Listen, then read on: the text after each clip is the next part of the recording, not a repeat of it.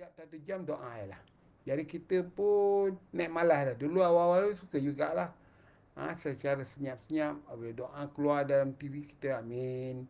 Amin.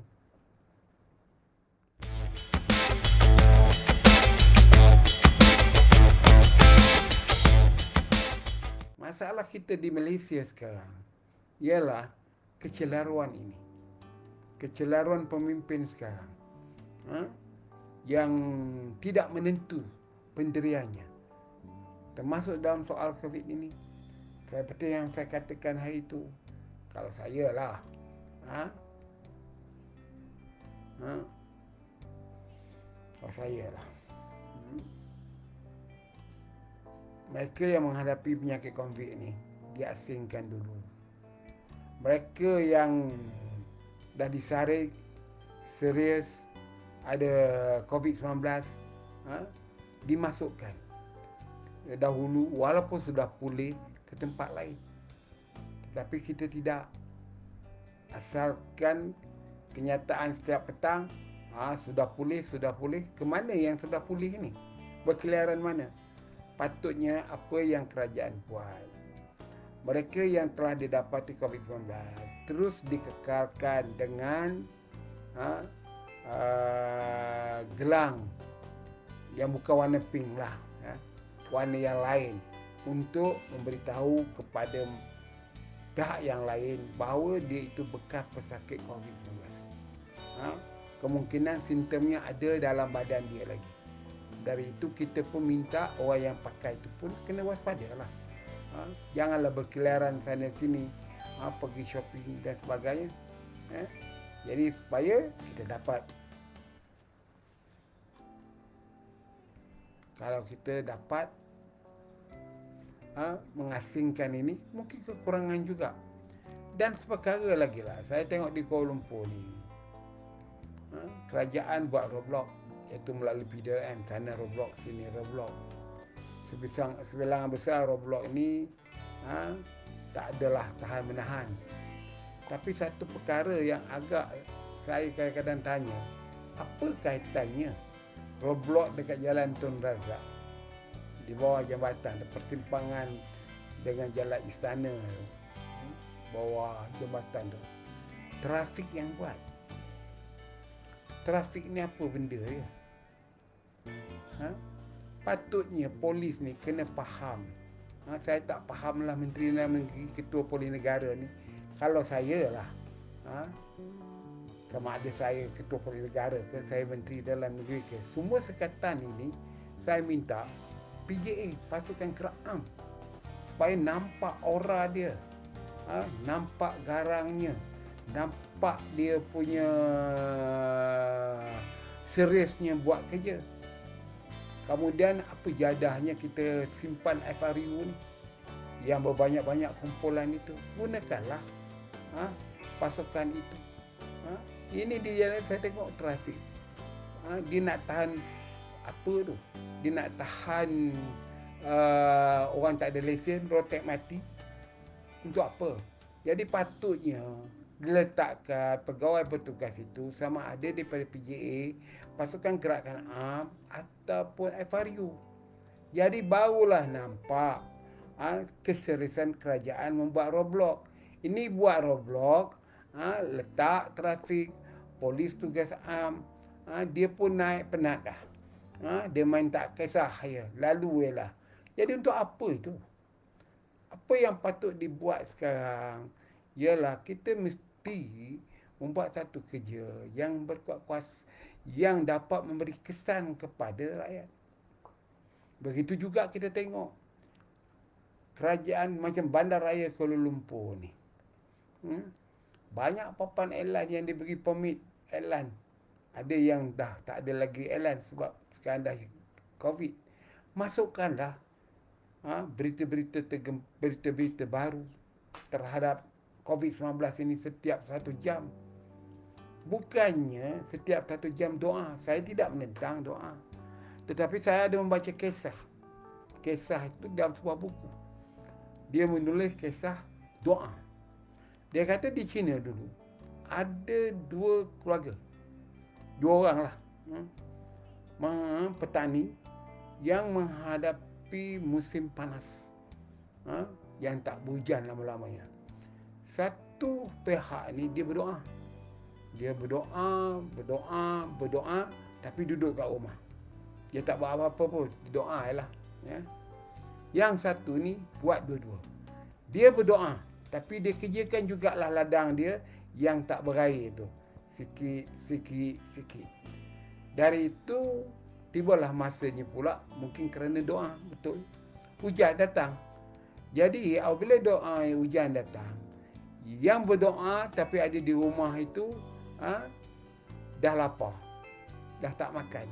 Sebab, waktu panas, dengan doa dia, tanah ladang dia tak kerjakan. Tetapi yang berdoa tapi terus mengerjakan tanah ladang dia, datang hujan menyuburkan dia, dalam beberapa minggu kemudian dia mendapat hasil dan dia kenyang. Dia tidak kebuluran. Begitu juga kita. Berdoa ini, tetapi kita tidak melakukan sesuatu. Kita tidak melarang kawan kerabat kita keluar pada rumah. Kita tidak melakukan perkara duduk dalam rumah, keluar tidak penting dan sebagainya. Jadi, bagaimana itu? Inilah dia yang saya nak jelaskan kepada tuan. Saya nak cakap lembut-lembut supaya tuan-tuan faham. Ya.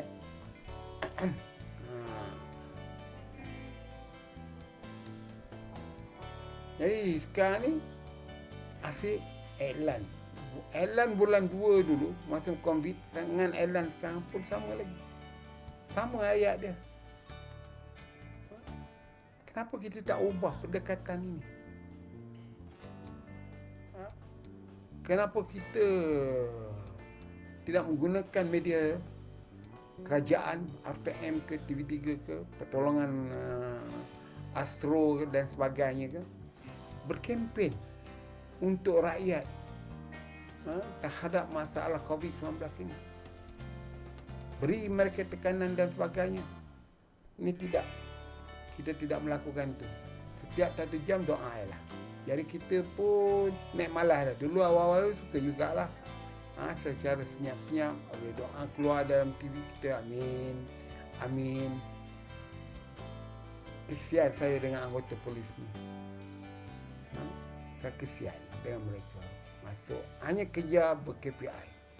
Patut apa yang dibuat oleh Kementerian Kesihatan sekarang ini ialah mengisytiharkan, seperti ada setengahnya melakukannya, iaitu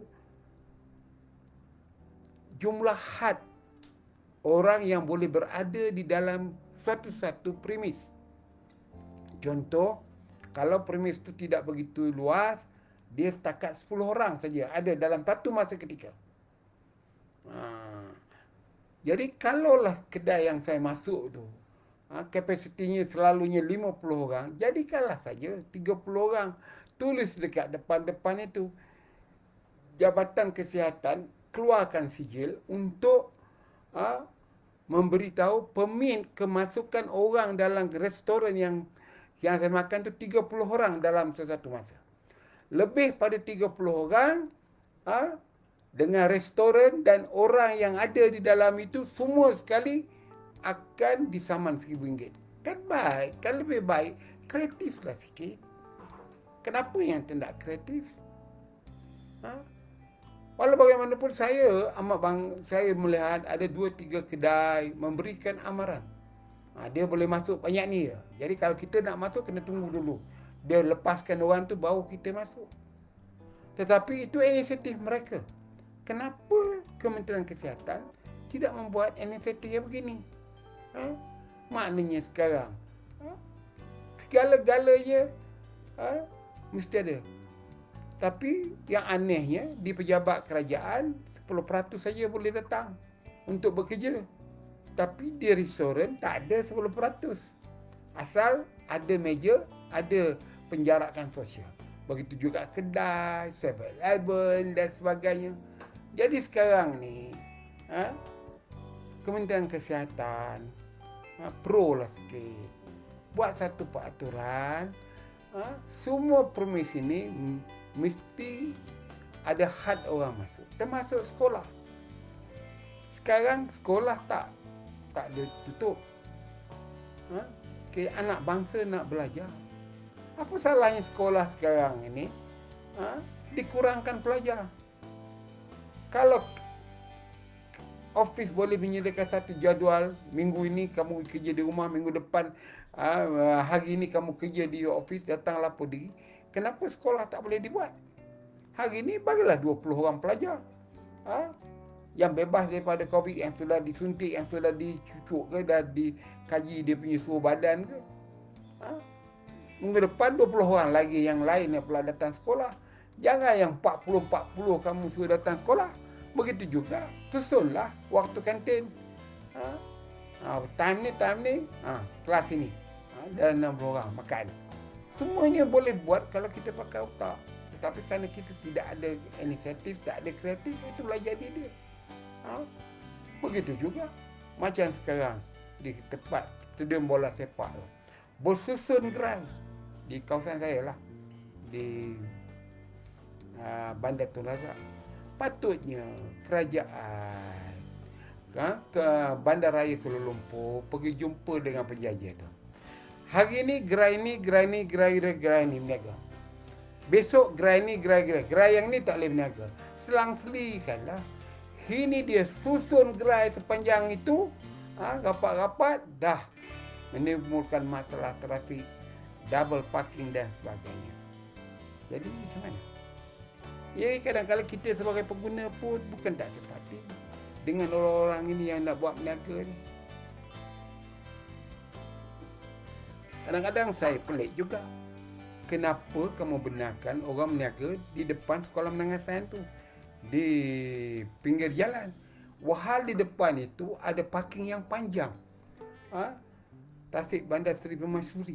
Kenapa mereka itu tak boleh berniaga di tapak itu yang tidak mengganggu lalu lintas dan sebagainya?